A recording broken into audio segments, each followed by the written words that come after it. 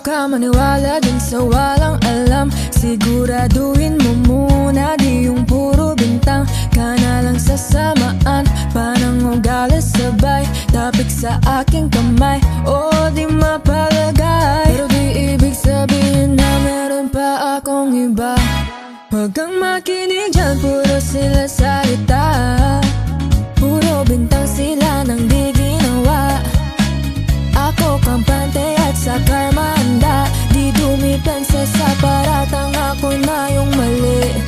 Humali ka sa kanila, sinong mas madali na makuha loob ng tulad